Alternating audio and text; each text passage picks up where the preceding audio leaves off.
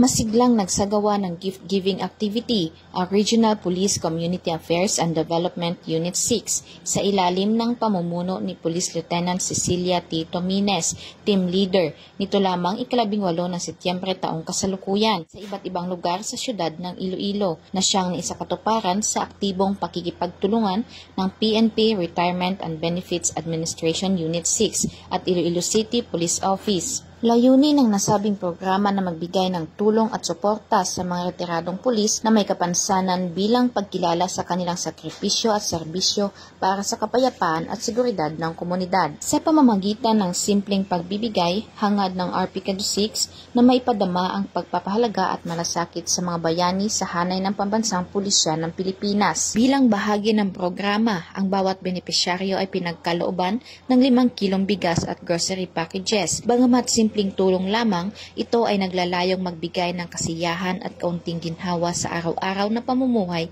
ng mga retiradong pulis at kanilang pamilya. 3 retiradong pulis ang napiling benepisyaryo ng aktibidad, kabilang dito si Retired Police Master Sergeant Fidel Layo Mosquito, 65 taong gulang, na nawala ng binti at nasugatan habang nasa aktibong tungkulin ng paghain ng warrant of arrest. I encourage all able body kag kung capable kag kung inang qualified magsulod sa police, join the PNP. Ako dako pasalamat yo si PNP. PNP nagbuhay sa ako ni sa akong pamilya. Kabilang rin si Retired Police Executive Master Sergeant Violeta Alifante Edano, 73 taong gulang, na kasalukuyang bedridden at nangangailangan ng tuloy-tuloy na pag-aalaga, at si Police Staff Sergeant Norberto Gafati Faunilio Sr., 67 taong gulang, bedridden at kasalukuyang lumalaban sa malubhang sakit.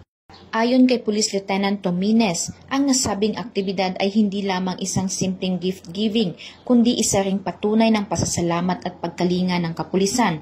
Dagdag pa niya, nararapat lamang na bigyang pugay at tulungan ang mga dating kasamahang nag-alay ng kanilang buhay at panahon para sa kapakanan at kaligtasan ng sambayanan. Sa ganitong mga hakbang, higit na naipapakita ng Philippine National Police ang kanilang malasakit at dedikasyon sa kapwa nila lingkod bayan at sa sambayanang Pilipino, dahil sa bagong Pilipinas, ang gusto ng pulis, ligtas ka. Mula dito sa Police Regional Office 6, ako ang inyong Police News Network Correspondent, Patrolwoman Glidel Astrologo, alagad ng batas, tagataguyod ng Balitang Pulis.